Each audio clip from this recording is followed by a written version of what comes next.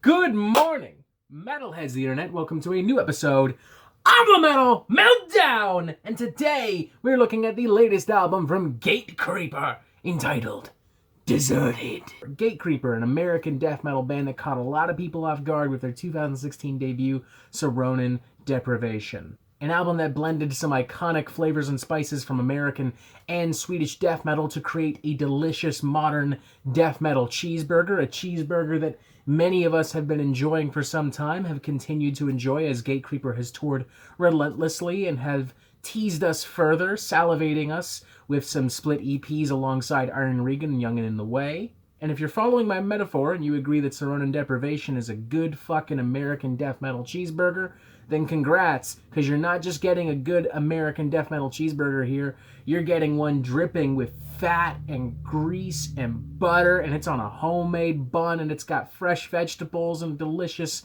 chipotle aioli, home-cut fries, Himalayan sea salt, a pickle skewer, and of course, a fried egg, most likely fried on the hood of a car in fucking Arizona. I mean, this thing is a filthy, greasy mammoth of a record. Everything that made Saronin Deprivation so powerful, so brutal, has been amplified, it's been seasoned, it's been fine-tuned, making for a truly standout death metal experience, and that's saying a lot, considering that 2019 has been, frankly, cram-packed with incredible death metal from Tomb Mold, Venom Prison, Ultimus, Immortal Bird, even the forefathers of this genre, Possessed, released not only their first album in 33 years, but arguably their best album to date.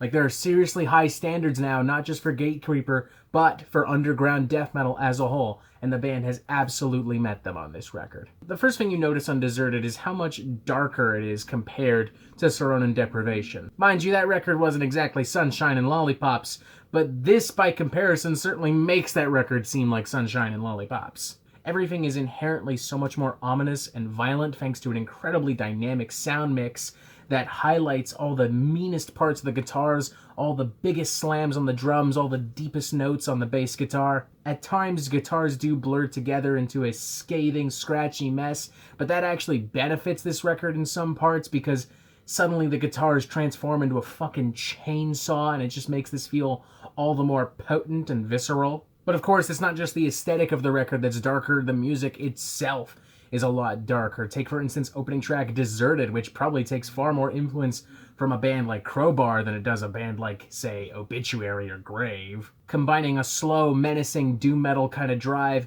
with thick, punishing death metal rips to an absolutely devastating effect. Even the vocals are noticeably, if perhaps oddly, a lot more versatile on this right off the bat, with a lot of high barks and shrieks paired with some low, menacing gutturals. At some points it sounds like he's choking on sewage water, and at other points it sounds like he's about to audition for a blackened death metal band, and keep in mind this is just within the one song. Immediately I'm really digging this oozing, disgusting take on Death Doom that Gatecreeper immediately brings to the table, and I'm very happy to see that the band reuses some of those elements on other tracks. Take, for instance, Boiled Over, a punishing mid-pace riff fest that pairs the ominous vibes of Desertive, but ups the attitude and ups the ante just enough to give it a little bit of extra punch and unique spice. As well as on closing track Absence of Light, which does hone in a little bit on the doom and also pairs it with some surprising, tasteful, and subtle melodic leads that give it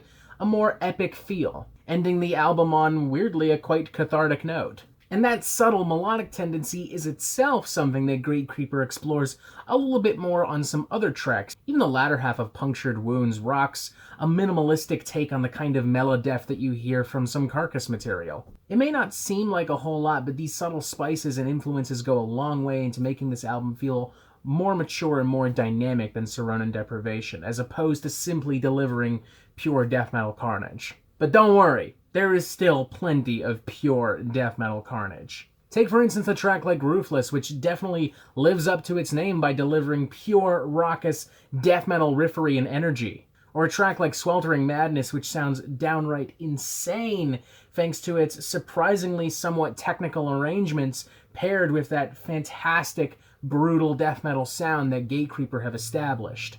And Jesus, don't even get me started on Everlasting, a track that is filled with so much pure, extreme death metal goodness that it could probably stand by itself as an individual album and do just fine.